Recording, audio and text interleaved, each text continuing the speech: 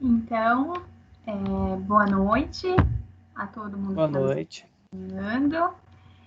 Em primeiro lugar, eu queria agradecer ao João Daniel por ter disponibilizado o tempo dele, né, numa quinta-feira à noite, para conversar um pouquinho com a gente. E para começar, João, eu queria que você contasse um pouquinho da sua trajetória acadêmica, né? Eu sei que você é egresso da UFPR, mas eu queria conversar contigo a respeito de como que foi para você a sua trajetória, o que que você está fazendo agora, o que que você pensa para o futuro. Ah, sim. Então, vamos lá. Então, eu comecei a graduação em 2014 e concluí em 2018, né? Então, eu estudei a vida inteira em colégio público e fui decidir querer ser dentista porque eu usava aparelho e achava muito bacana. Então, entrei na faculdade querendo ser ortodontista. Hoje em dia, eu faço especialização em ortodontia. Mas na faculdade, durante a graduação, eu odiei a matéria. Sinceramente, não foi legal. E toda a minha graduação eu fiz tudo que envolveu pesquisa na periodontia com o professor João Paulo, desde iniciação científica, iniciação à docência com monitoria, projeto de extensão, o TCC também, o professor João Paulo foi meu orientador. E eu pude aproveitar bastante toda a parte de desenvolvimento clínico que a graduação faz a gente desenvolver e também a parte da pesquisa, né? E atualmente estou fazendo pós em ortodontia, já faz 1 ano e meio. Trabalho já com pacientes com aparelho ortodôntico e ainda não pude iniciar um mestrado, mais pela questão financeira e pela exigência do mercado de trabalho, mas é um projeto que eu tenho vontade de fazer mesmo. É isso. Que legal, João. Que bom saber disso. Então, hoje a gente está aqui, né, para discutir o paper que o João Daniel e colaboradores publicaram.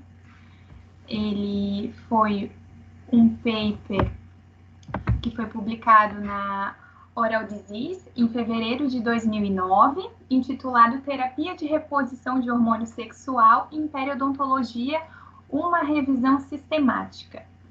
E para começar nosso debate sobre o teu paper, eu queria te perguntar como foi a sua experiência em desenvolver uma revisão de literatura. Se você já tinha feito uma revisão, se foi sua primeira revisão, como é que foi essa experiência? Conta pra gente. Foi minha primeira revisão. Na verdade, foi meu primeiro TCC. Na época do ensino médio, a gente nem faz, né? E uma curiosidade é que foi tudo para acontecer, né? Tanto que na seleção dos alunos para a iniciação científica eu acabei esquecendo da hora para entrevista e realização da prova. Aí, de noite, o professor João Paulo me mandou um e-mail perguntando se eu ainda tinha interesse em fazer a iniciação científica. E no outro dia eu fui conversar com ele, ele me escolheu, fiz toda a parte da entrevista, tinha uma nota boa em periodontia, né? Era CDF na matéria do professor, eu achava ele bravo. E, Ele ainda é então bravo. tinha que estudar bem, né?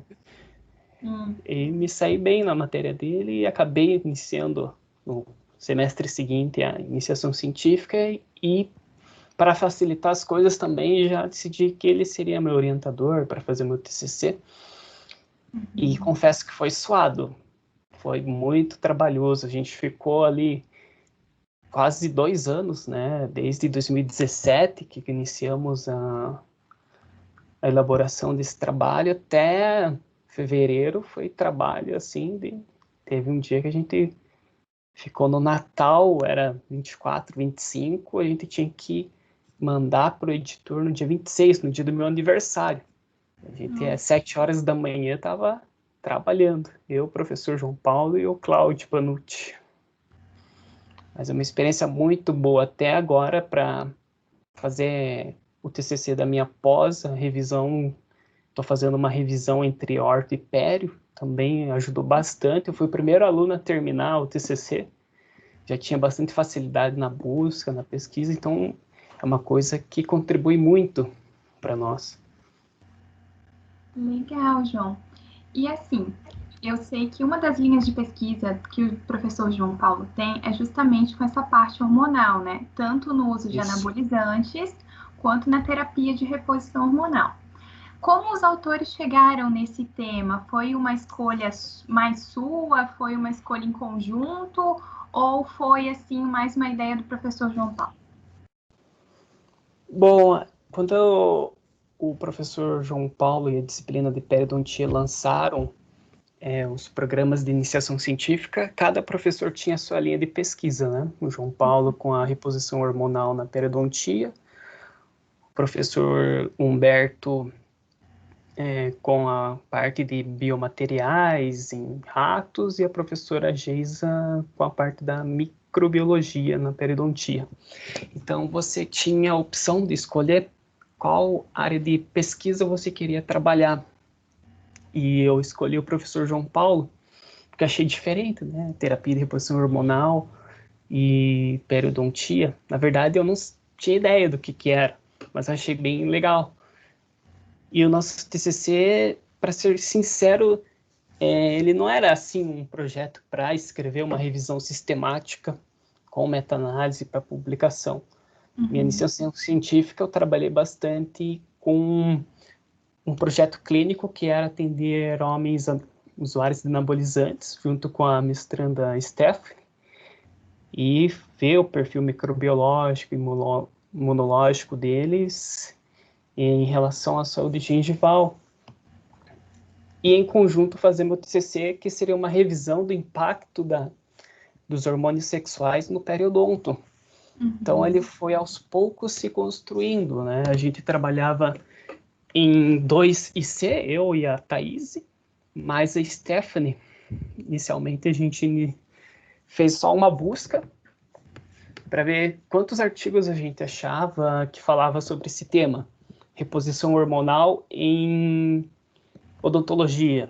E a gente achou bastante coisa, a gente achou sobre osseointegração de implantes dentários, que inclusive entrou para o nosso tema, sobre a periodontia, sobre DTM, ficou bem heterogêneo, então a gente quis, de acordo com a classificação de 99, na época, em 2017 não tinha a nova ainda, estabelecer assim, se a gente conseguia unir artigos que falassem sobre parâmetros que a gente usava durante o dia a dia para estabelecer a presença de periodontite, como sangramento gengival, profundidade de sondagem, perda de inserção clínica, e a gente acabou achando bastante artigo que falava sobre isso.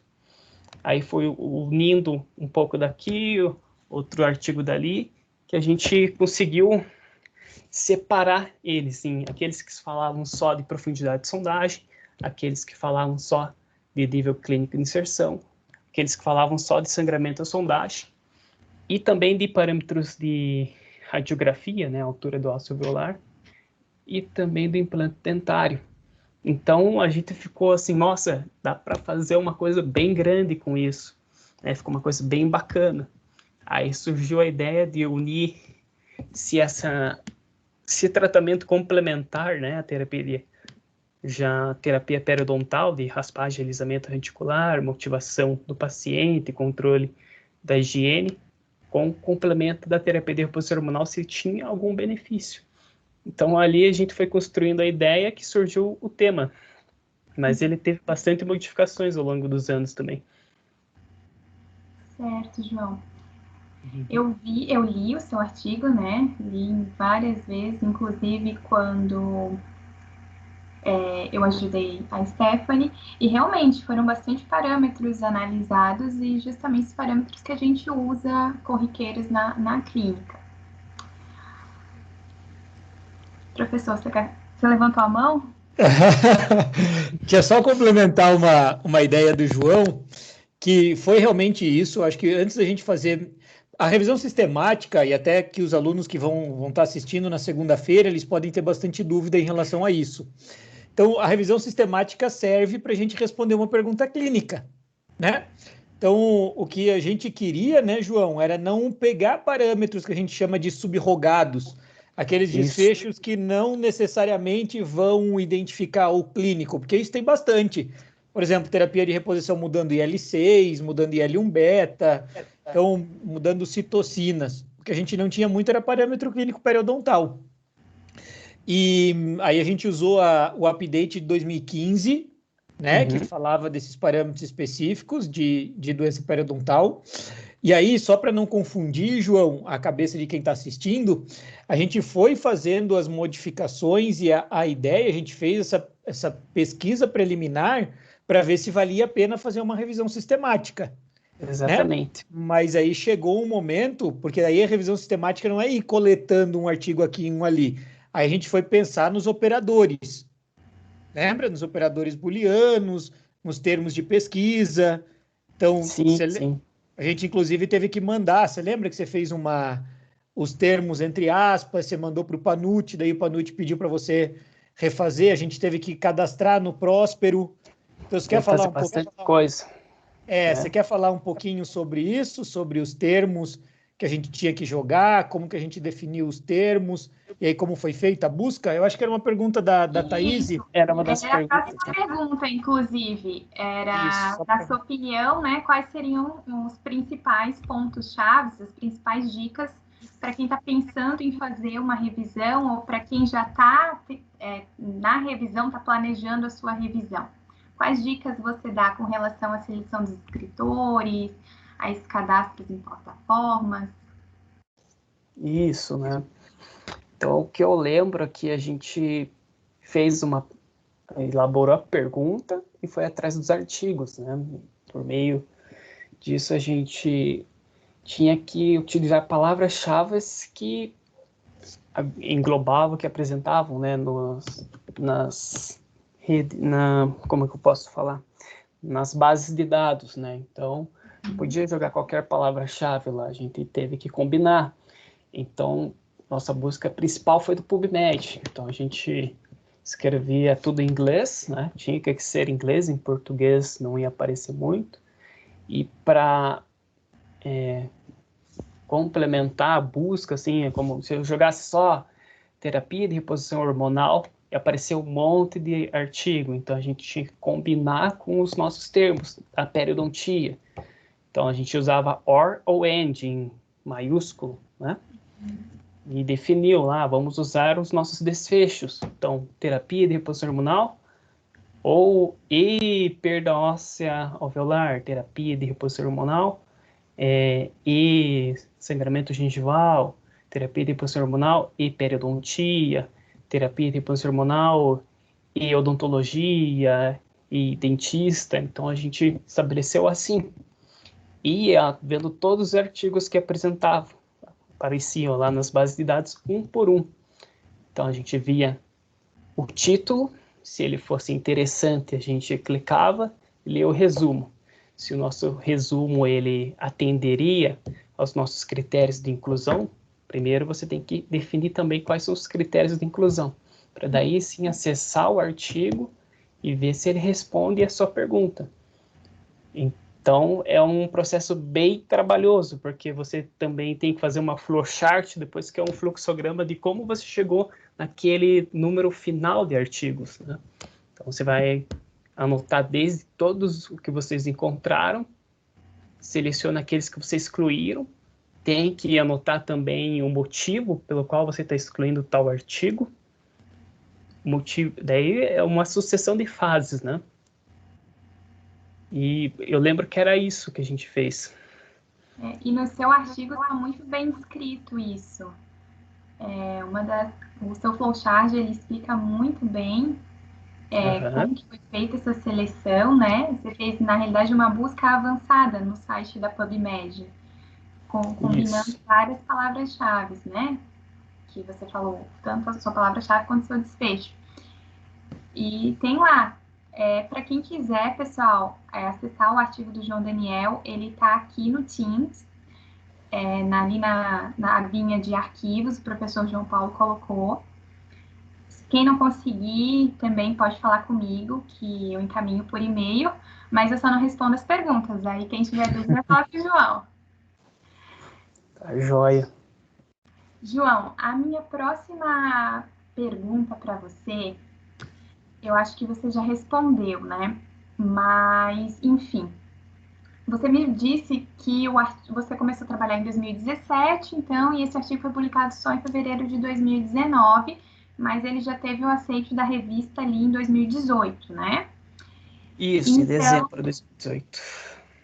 Então, assim, o projeto inicial pensado não foi o mesmo que digamos que o entregue no final, né?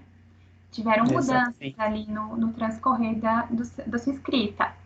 Quais seriam as principais mudanças que vocês realizaram e por quê? Tava com o meu notebook ligado aqui porque eu tinha a explicação do editor da revista certinha. Mas a principal mudança foi remover a meta-análise dos estudos que a gente tinha feito.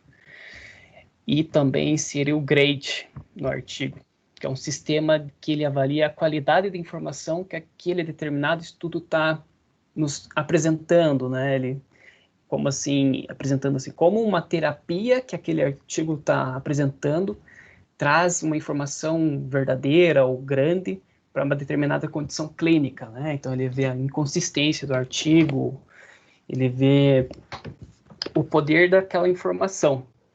Mas uma das principais explicações para a remoção da meta-análise do editor que eu estava vendo, que faz muito tempo, né? Então eu estava me relembrando, e na correria do dia a dia a gente acaba tendo pouco tempo, né? Mas foi aqui, nossos achados tinham muita heterogeneidade nos resultados, então a gente tinha que fazer uma meta-análise com 2 artigos. Às vezes o máximo aqui foi 5 artigos dentro de uma meta-análise, e eles disseram que era impossível responder uma pergunta, uma meta-análise com 2 ou 4 artigos. Você tinha que ver a sensibilidade do grupo, um monte de critério nos estudos para que aquela meta-análise não caísse em risco de viés de publicação. Então, isso foi uma das principais modificações no nosso estudo. E ele mesmo, o editor, sugeriu que nosso estudo poderia entrar como uma revisão narrativa da literatura. E foi aí que a gente se reuniu, eu, professor João e professor Cláudio, e decidimos que, bom, aquela era a nossa última opção de revista de Qualis A1, então vamos mudar, né? A gente não queria, porque a meta-análise eleva, né, o nosso poder de achado lá em cima na evidência científica. Mas uma publicação numa revista A1 é bem melhor do que numa A2, que a gente ia submeter se a gente fosse negado aquele artigo. Ô, João, só complementando, você lembra bem, é isso mesmo. A única coisa é que ele falou para publicar como narrativa e a gente bateu o pé que a gente não ia mudar para narrativa porque a nossa busca tinha sido sistemática, né? Então a gente ia publicar sem meta-análise, mas a gente bateu o pé dizendo que a gente ia manter como uma revisão sistemática. Sistemática, isso. Então no final ela ficou uma revisão sistemática só sem a meta-análise. É a meta-análise. Então, Perfeito. Então, só para quem não leu o artigo do João ainda, teve vários coautores, né? Ele já falou, ou a outra iniciação científica, a mestranda Stephanie e o professor Cláudio Panucci. Para quem não conhece o professor Cláudio Panucci, ele é professor de periodontia da USP. E, assim, se tratando de revisões da literatura, em periodontia, ele é um nome muito forte, se não...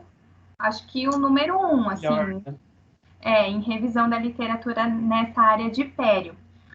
E, inclusive, ele também já fez uma live, professor João, na @PérioFPR, falando justamente da meta-análise. Então, minha pergunta para você é a seguinte, João Daniel. Houve, então, associação, né, entre as universidades, ou vocês só contaram com a expertise do professor Cláudio? Ou houve alguma associação entre a UFPR e a USP para fazer esse trabalho? E se você recebeu algum tipo de ajuda financeira, de alguma agência de fomento, se você foi bolsista na sua iniciação científica? Assim, eu fiz 2 anos de iniciação científica com o professor João como aluno bolsista. Então, eu tive no primeiro ano a ajuda da Fundação Araucária. Aí, no segundo ano, mudou para o Tesouro Nacional, se eu não me engano. E a gente acabou escrevendo um projeto de pesquisa, de revisão, e enviando para o professor Cláudio Panucci, para ver se dava para fazer uma revisão sistemática com meta-análise. Assim, depois que a gente terminou as buscas, escreveu a introdução, tudo que a gente utilizou para achar aqueles artigos, mandamos um resumão para ele. E depois disso, ele, com toda compreensão, com toda dedicação, nos respondeu, e foi mais uma ajuda dele para nós. Assim, não teve nenhum tipo de associação entre a UFPR e a USP. Foi o professor Cláudio que se voluntariou a nos ajudar também. Legal. Agora, a minha próxima pergunta para você, eu acho que é o calcanhar de Aquiles para muitas pessoas, inclusive para mim, tanto da graduação quanto da pós-graduação. A gente sabe que a língua da ciência é a língua inglesa, né? E eu não sei como é que é a sua experiência, mas para você, como é que foi transcrever o artigo de português para o inglês? E qual dica que você dá para quem não tem um bom domínio assim da língua inglesa? Para ser sincero, eu também não tenho. Até hoje, assim, é um calcanhar de Aquiles mesmo, mas uma dificuldade minha. Eu, na época, usava bastante o Google Tradutor, eu tinha baixado um tradutor que eu pagava vintão por mês ali no notebook para traduzir os artigos mais rápido, né, porque eram muitos artigos. Tive ajuda bastante do professor João Paulo, porque eu escrevia, toda segunda-feira a gente tinha uma reunião, né, era do meio-dia, 13h, que era para a gente tratar de todos os assuntos da semana. Cada um tinha um trabalho para apresentar. Os mestrandos com seus projetos de mestrado, e eu tinha a revisão, né?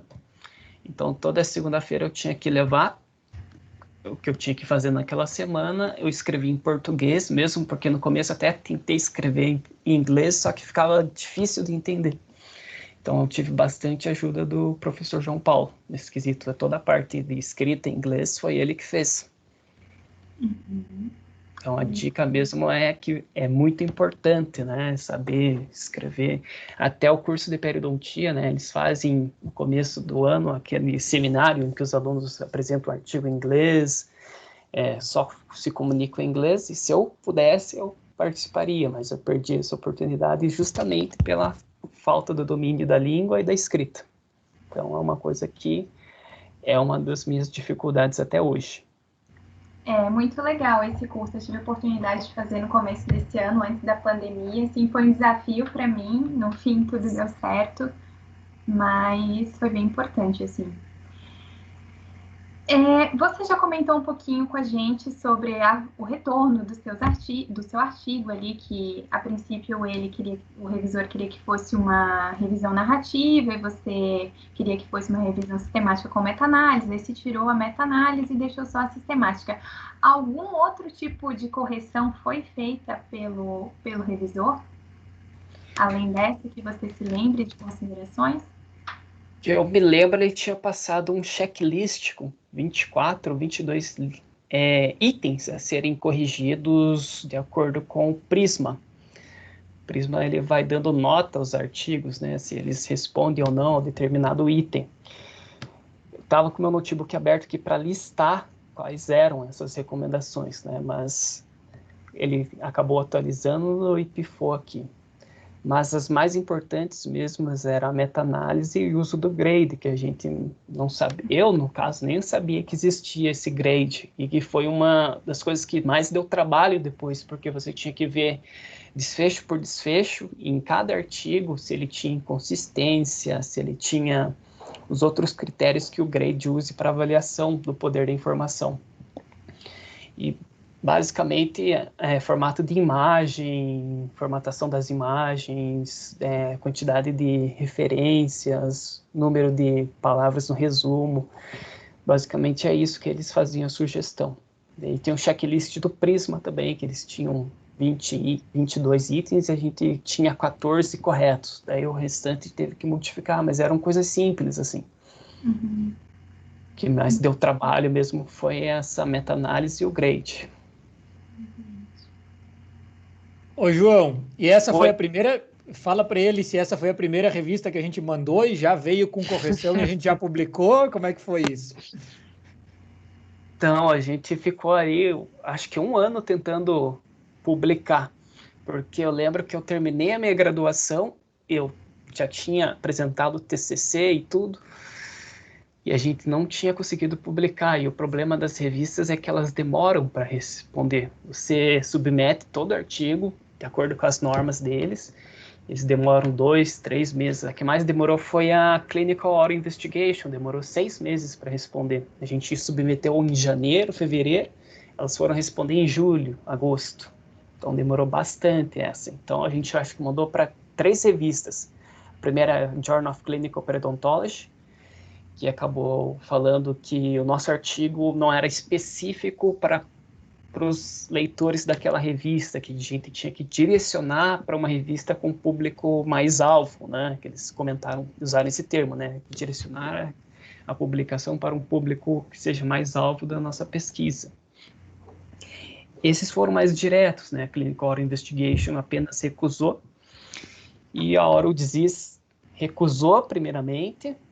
Daí o professor e nós insistimos, aí o editor mandou a recomendação, e eles falam que, né, o artigo ele é forte, tem forte indícios para publicação, daí você tem que seguir todas as recomendações que aquela revista está sugerindo para você publicar, para daí ser aceito. Então a gente acabou enviando para a Oral Disease em dezembro. Eu lembro que foi no dia do meu aniversário. Eu fiquei falando, meu Deus, agora vai. No dia do meu aniversário, a gente terminou. Aí em fevereiro veio o e-mail da Oral Disease, eu já vi assim, a gente puxa o celular na notificação, já vi, quer ver que recusou. Aí eu nem acreditei quando aceitou. Porque tipo, nossa, acabou. Que é uma trabalheira para você mudar todo o teu artigo de acordo com o escopo que aquela revista pede, né? Então você tem que mudar resumo, você tem que mudar quantidade de imagem, você tem que mudar a resolução, tem que mudar a padronização das referências. Então, cada revista que a gente mandava era uma trabalheira mesmo para mudar tudo. Muito bem lembrado, João. Journal Clinical recusou, eu acho que nem foi para revisão, né? Foi o editor que recusou, pelo que eu me lembro. Você vai me corrigindo se eu estiver errado. Foi o editor mesmo. Aí eu mandei para o Journal of a gente mandou para o Journal of Periodontology. Na verdade, não chegou a mandar para o Journal of Periodontology porque nas normas dizia que era só por convite. Mas mesmo assim, mas mesmo assim eu mandei um e-mail para o editor e o editor falou que não se interessava. Então, o Journal of Periodontology eu acho que foi. Aí eu acho que a gente mandou para Journal of Periodontal Research, que também negou via editor. Também essa. Aí foi Clinical Oral Investigation, que foi para revisão, foi para o editor primeiro, passou pelo editor, até que enfim, então venceu uma barreira. Aí foi e voltou com muita crítica, né? Tinha uma das... Eu até achei esse e-mail esses dias. Tinha uma das críticas dizendo assim, que o artigo está mal escrito, que os métodos não são bons, que nananã. Só que é essa facada que empurra a gente para frente. É verdade. Porque você lembra que foi a partir disso que a gente reescreveu todos os nossos resultados de acordo com artigos previamente publicados. Uhum. E aí isso foi talvez o que fez a gente ir para Oral Disease já com uma força muito maior. Né? Então talvez essa mensagem aí de insista e persista, né? Eu estava procurando, né, os e-mails essa semana para poder fazer a entrevista. E eu não tinha achado esse da COI com as recomendações e reclamações, né? Eu achei só os outros. Bem lembrado, agora eu lembrei. Thaís, desculpa interromper, só coisas pontuais aqui. Não, vai lá, uma cabeça vai lembrando a outra. É verdade. Então, do tempo que você levou ao todo, assim, desde da ideia, do planejamento até a publicação, foram 3 anos, é isso? Foi 2 anos. 2 Até anos. a publicação, 2 anos, mas a gente submeteu um pouco antes, em dezembro. Dá 2 anos. 2 anos trabalhando ali, mudando de revista para revista, tentando publicar numa revista 1. Aí o professor João Paulo era o mais confiante, assim, toda vez que vinha uma recusa de uma revista, eu falava, será que a gente vai tentar? Dele mandava mensagem, vamos, vai, esse artigo vai sair, e acabou saindo. Fica aí o exemplo de perseverança. João, me diz uma coisa, então esse artigo também foi a sua dissertação de graduação? Foi. E você chegou a apresentar ele em algum congresso, em algum lugar? Como que foi? Esse foi um trabalho que me deu bastante recompensa, porque eu só fui ver ter assim, um impacto dele, como é um trabalho grande, quando eu fui apresentar nesses congressos, né? Eu lembro que no mesmo dia apresentei na semana de integração de pesquisa e extensão da UFPR, tirei primeiro lugar e eu nem acreditei, né? Na parte da manhã a gente apresentou, eu estava nervoso, porque era muita coisa para se falar em 10 minutos. E tinha a banca avaliadora, né? E eu, na minha inocência mesmo, eu achava que o meu trabalho de revisão ia ser o mais simples. E teve a professora de radiologia que falou, nossa, você está fazendo uma revisão sistemática, eu estou fazendo um curso para fazer essa revisão. Aí eu fiquei impactado, assim, e à tarde eu tinha que apresentar ele no CIOPAR, que eu lembro bastante carinho desse dia que eu fui com o professor João para lá. A gente, no meio do caminho, parou no Subway, almoçamos, e eu ali já relaxei. E lá a gente ficou a tarde toda lá, a gente apresenta para 2 examinadores, né? E depois fica livre para ficar ali tirando dúvida do pessoal ou para ver o que está acontecendo no congresso. E no CIOPAR eu lembro que eu estava atendendo, fazendo um tratamento de canal na clínica. Aí meu celular tocou, minha mãe. Eles ligaram lá para minha casa falando que eu tinha ficado em primeiro lugar e ganhado R$2.000. Nossa Senhora! Aí eu fiquei feliz. Que legal. Uhum. E teve outro, esse foi em 2017, né? Depois, com mais força, mais experiente no trabalho, a gente apresentou ele no SBPQO. E tiramos em primeiro lugar também na categoria de painel do TCC. E nesse dia eu estava bem confiante e os examinadores também me deixaram assim, confiante que eu fui super bem, porque eu era a única revisão sistemática entre os TCCs que estavam lá sendo apresentada. E ficamos em primeiro lugar, mas eu não pude estar recebendo o prêmio porque eu já estava trabalhando na época, né? Então, apresentei o trabalho numa segunda-feira, na terça-feira eu já tinha que estar trabalhando, a premiação foi na terça-feira. Então, a gente só ficou com o certificado, daí eu perdi, acho que o valor do prêmio era R$700. Mas além desses prêmios com o trabalho da revisão, nesse mesmo ano eu apresentei o trabalho da Stephanie, né, que era o trabalho clínico com os anabolizantes, e a gente tirou o primeiro lugar também na Semana de Extensão e Pesquisa de 2018, que também tem tudo a ver com a revisão, porque esse trabalho clínico, né, com a Stephanie foi bastante trabalhoso também, e nele a gente participei de praticamente tudo, menos do atendimento, até do atendimento auxiliei ela, né, mas toda a parte de elaboração dos gráficos, de estatística, tudo fui eu que fiz. O professor ensinava a gente, então eu ia ajudava a Stephanie, mas acabava fazendo mesmo. Que legal, João, saber disso. Que todo o teu esforço e dedicação, então, foram recompensadas aí, um trabalho cheio de premiações. Isso é reconhecimento, né, para gente que trabalha com ciência, e é muito, muito legal. Exatamente. Eu tinha algumas dúvidas com relação ao teu artigo, umas você já respondeu, outras ainda ficaram, assim, no meu inconsciente. Eu vou te perguntar agora E a primeira pergunta é a seguinte: por que na tua revisão só relata estudos com mulheres? Porque a gente não encontrou estudos com homens. Até dentro das nossas pesquisas, a gente usava hipogonadismo e os termos da periodontia e não achava nada. Estudo clínico com homem, a gente achava só os estudos experimentais com ratos. E também durante a minha iniciação científica, eu acho que até relato isso no artigo, que o único estudo que a gente achou em andamento era o nosso estudo clínico mesmo, que estava recrutando isso, da Stephanie, e também o estudo que a gente está recrutando pacientes no SEMPRE, que é o Serviço de Endocrinologia e Metabologia do Paraná. E eu fiquei trabalhando, se eu não me engano, eu ia lá para recrutar os pacientes uns 4 meses, só que era muito difícil encontrar um paciente hipogonádico com níveis séricos de testosterona abaixo de 200 decigramas por litro, né? Geralmente os pacientes que chegavam lá já chegavam fazendo a reposição.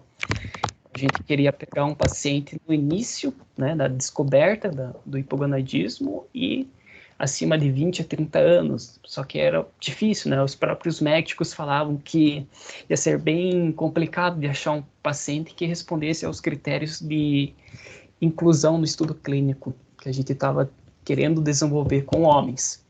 Mas na literatura não tem nenhum mesmo, por isso que nosso artigo só relata mulheres no pós-menopausa, que é a maioria dos artigos que fazem, né? Que estão fazendo reposição com progesterona e estrogênio.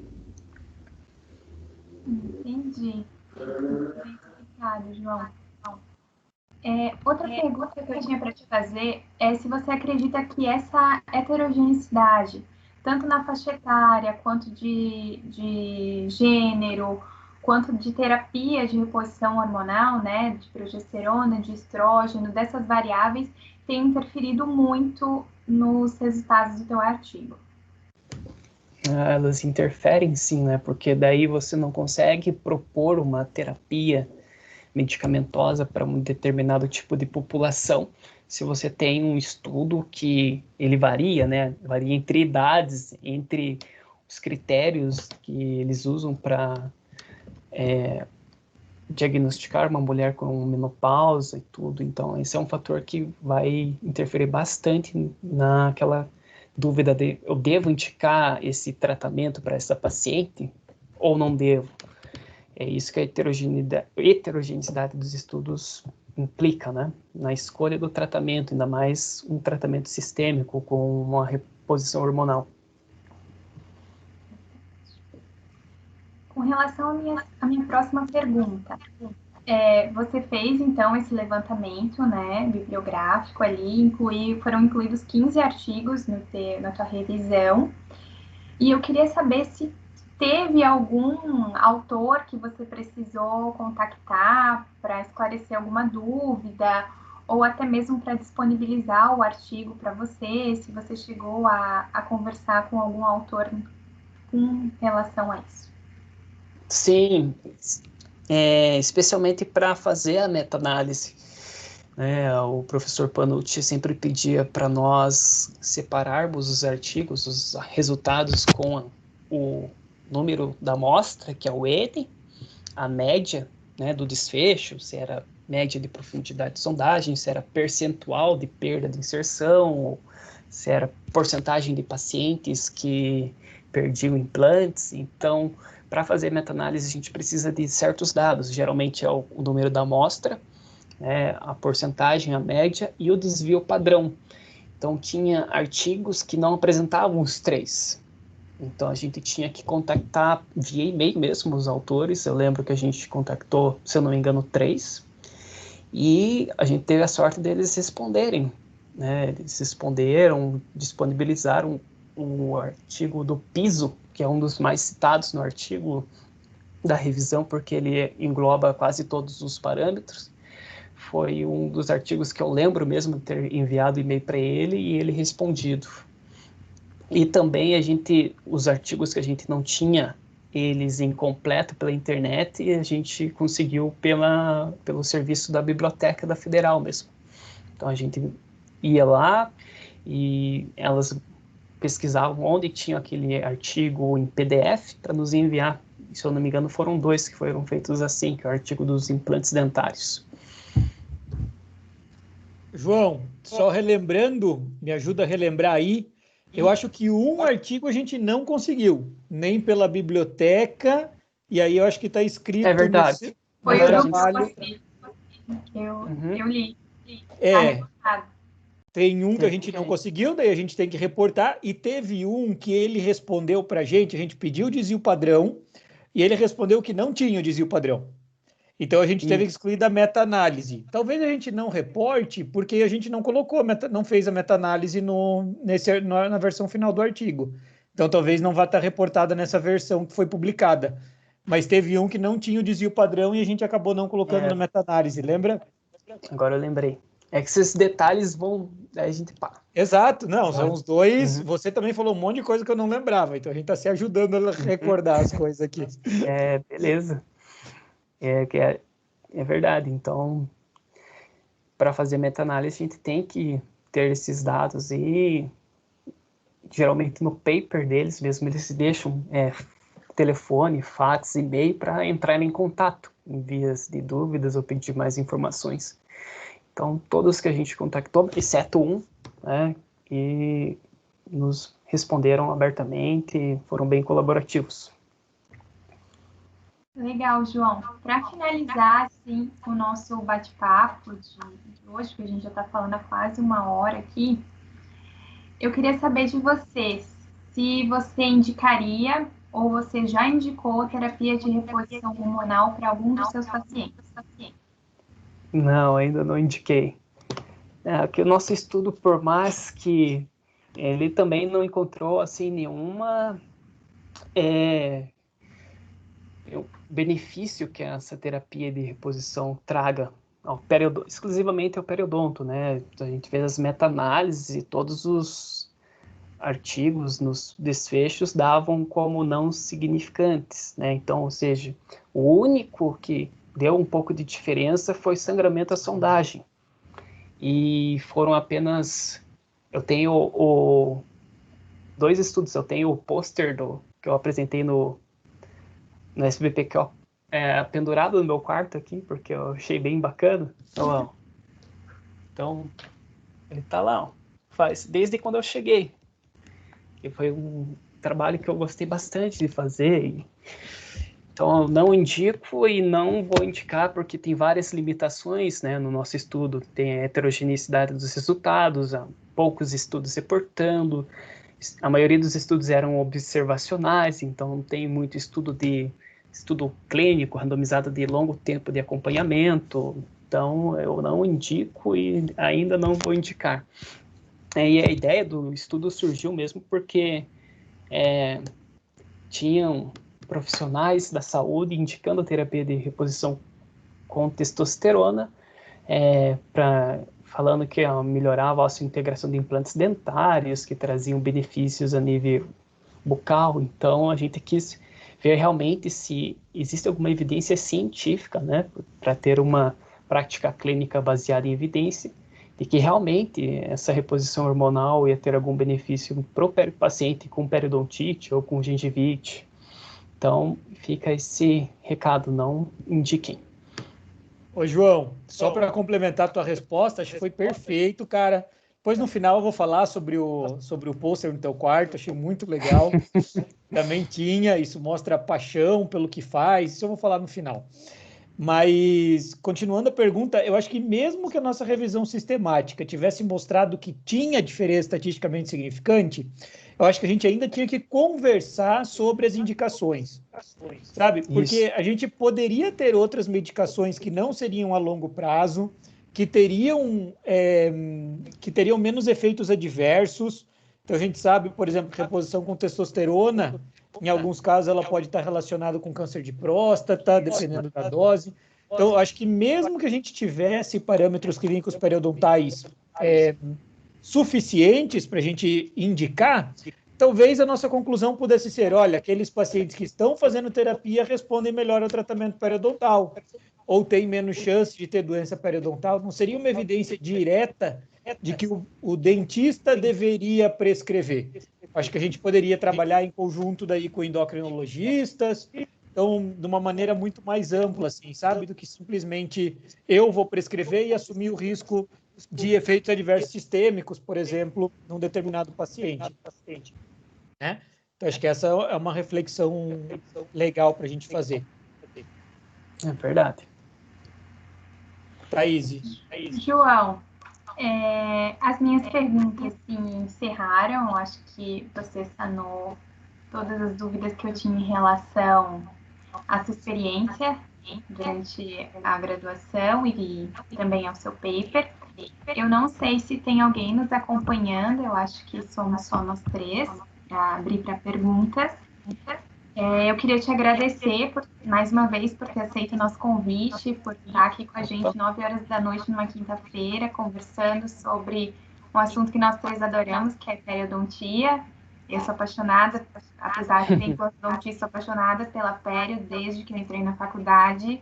Como você, eu queria ser eu entrei querendo ser buco e saí amando pério e implante. Mas hoje o foco é você aqui, não sou eu. Então, obrigada por ter aceito o nosso convite. Foi um prazer ter esse bate-papo com você. Eu espero que depois da pandemia aí a gente possa se encontrar. E quem sabe, né? Eu acredito que as portas da UFPR, da PERI, o professor João sempre vão estar abertas para você, precisando da gente. Conte conosco. Eu deixo um espaço para você fazer suas considerações agora. Eu? Sim, então eu agradeço o convite. Quando o professor João Paulo me contactou perguntando se eu tinha interesse, é a primeira vez que eu falo do artigo, né? Então, estava meio ansioso e querendo falar dele, porque eu simplesmente publiquei ele, a gente publicou e eu estava trabalhando e não falei mais com ninguém, e ficou por isso, né? Tanto que passaram-se 1 ano e pouco já, com 1 ano e meio desde a publicação, e eu nunca mais, assim, voltei no artigo para reler ou para estudar, para lembrar tudo que a gente fez, né? E essas semanas, eu relembrando, eu vi quanto foi trabalhoso e também quanto foi recompensador. E a gente vê isso, por exemplo, nas outras coisas que a gente vai fazer, como na minha especialização lá, em que eu tive a oportunidade de fazer essa revisão e para fazer minha monografia da especialização, para ser bem sincero, fiz 2 semanas, que era só para fazer uma revisão simples, e está pronto o trabalho, então tenho mais 2 anos de pós pela frente. Depois de uma sistemática com meta-análise, tudo se torna assim. Então, que nem eu falei, né, eu tive a oportunidade na graduação de desenvolver tanto a parte técnica e científica da odontologia, né, aprender como fazer uma pesquisa, fiz monitoria, fiz projeto de extensão. Então no projeto de extensão da periodontia a gente treinava um pouco da oratória, e eu sou um rapaz bem tímido, eu gaguejava bastante em qualquer tipo de apresentação, e como a gente foi apresentando várias coisas e o trabalho em vários lugares, é uma coisa que eu também desenvolvi bem na apresentação. Ainda dou umas gaguejadas, assim, umas voz trêmula, mas faz parte, então é bem recompensador, né? A gente trabalhou com ratos, com humanos, com pesquisa, então foi muito produtivo, foi muito rico toda essa parte de atividade extracurricular que eu fiz com a disciplina da periodontia e também com o professor João Paulo, então aprendi bastante coisa com ele. João, cara, muito obrigado. Vou falar da Thaís primeiro, daí eu já vou para você, tá? Thaís, parabéns. Eu acho que você cumpriu exatamente o objetivo da disciplina e foi além da sua função de entrevistadora aí. Eu acho que quem assistir na segunda-feira vai ter uma boa ideia de tudo aquilo que a disciplina se propõe a discutir. Então, quais foram as dificuldades enfrentadas pelo João, quais os méritos que ele está colhendo, qual que é a perspectiva futura dele, o que isso mudou na vida dele, o impacto que essas publicações tiveram, essa publicação teve, as coisas que eu fui anotando aqui, para falar, depois eu vou perguntar isso para o João, você acabou perguntando, Thaís, Então, acho que foi bem completinha a sua entrevista. Parabéns pela sua organização aí nas ideias, tá? Obrigada, professor. Ô, João, e agora falando com você, o João já me falou que eu fiz ele passar vergonha, que os amigos dele pegavam no pé dele na época que ele defendeu o TCC, né? Porque o professor João Paulo nunca elogiava ninguém e o João Daniel era o protegido do professor João Paulo, né? Falava bem. Eles falavam, quando eu escolhi o professor João Paulo como orientador, sempre vem aquelas conversinhas, nossa, Boa sorte. Boa sorte, você vai sofrer. Não, é um sofrimento bom, né? O importante é aprender, né? O professor João Paulo é bastante crítico e também exigente, mas é para fazer você crescer e aprender. Não adianta você passar uma graduação, fazer só um TCC por fazer e não colher nada daquilo, né? A maioria dos meus colegas fizeram isso. Mas eu tive a sorte de ter um orientador super bom, né? Porque, que nem eu falei, eu perdi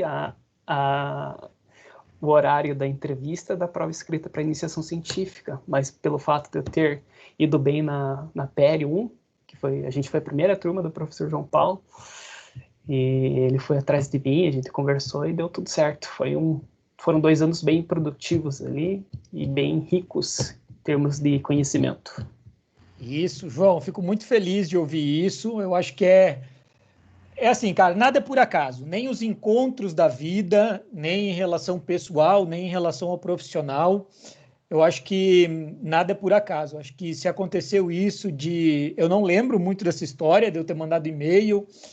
Como era o primeiro ano, também não lembro o que estava acontecendo, se a gente teve procura ou não na iniciação científica. A gente estava naquela ânsia de ter alunos de iniciação científica, né? E se você tinha ido muito bem na disciplina, com certeza era uma pessoa que eu queria no grupo, até pelo seu perfil, a gente já falou sobre isso. Então, o João é alguém que, quando eu digo nada é por acaso, é porque os encontros acontecem de uma maneira que tem que acontecer. Então, por mais que você tenha falado de mim e colocado uma parte do mérito em mim, o mérito é totalmente seu. É muito raro a gente ver um aluno de graduação interessado do jeito que você era interessado, João. De passar os 2 anos trabalhando, além da parte clínica, aguentando as nossas reuniões de segunda a meio-dia, que era coisa totalmente teórica, discussão das coisas que estavam acontecendo no nosso grupo, que acontecem até hoje, né, Thaís? Tá? Inclusive na pandemia. Ainda tem a reunião do meio-dia na segunda? Tem. Legal. Na pandemia não precisa ser meio-dia, a gente colocou um pouquinho antes, como você colocou às 10, mas elas ainda acontecem. E você é alguém que pensava fora da caixa. E é bem o que eu tento trazer para a minha vida e por isso que esses encontros são legais. Sabe, eu acho que o pensar fora da caixa, fora daquela rotina, sabe? Do filme do Charlie Chaplin. Não é da época de vocês, não é nem da minha, mas é um que é totalmente mecanizado quando fala de revolução industrial. Então, ser o diferente num lugar que você tem, num guarda-roupa cheio de roupa igual. Sabe, eu acho que você é o tipo perfil que, se você tivesse numa universidade paulista, por exemplo, onde eles têm grande incentivo para continuar a carreira, você nem precisaria passar por um mestrado. Eu fiquei cheio de orgulho ouvindo você falando de grades, de revisão sistemática, o viés, o prisma. Então, coisa que muitas vezes aluno de mestrado não sabe. Então, a sua iniciação científica te preparou, e eu tenho muito orgulho de eu tenho orgulho de ter feito parte disso. O que a tua iniciação científica te preparou é para que você seja um profissional bom para o que você queira. Então, eu tenho certeza... Você está aí, João, ou está travado? Acho que congelou a imagem dele. Congelou. Aí eu falando. João, você me ouve? Deixa eu ver aqui. Agora voltou. Agora voltou. Ouço sim. Vocês me ouvem? Aham. Sim. Agora sim. Você estava me ouvindo tudo ou eu travei para você? Agora eu não ouço vocês. Você está me ouvindo agora? Ainda não. A não ser que eu só tô ouvindo o barulho do fundo mesmo, do eco. Não, Eu acho que também não. Eu vou desativar e ativar o microfone de novo, só um instante. eu já fiz isso. Eu acho que ele não ouve nenhum de nós. Ô, João, tenta entrar de novo, por favor. É melhor escrever no chat, já que ele não ouve. Eu acho que ele não vê o chat. Porque ele entrou como convidado.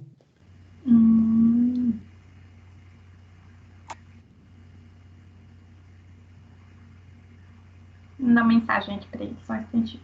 Eu tô mandando também. Então encaminhe você.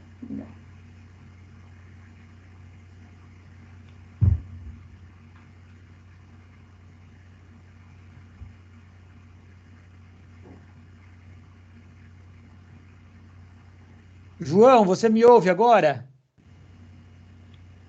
Acho que ele travou de novo, né? Ele tá congelado. Microfone fechado. Caiu. Pronto. Eu tirei ele, na verdade. Vamos ver se ele consegue acessar de novo, então. Eu acho que essa parte, Thaís, eu vou até parar a gravação, porque senão vai demorar muito na aula de segunda-feira, né? Sim, pode ser. Então essa parte eu vou até parar.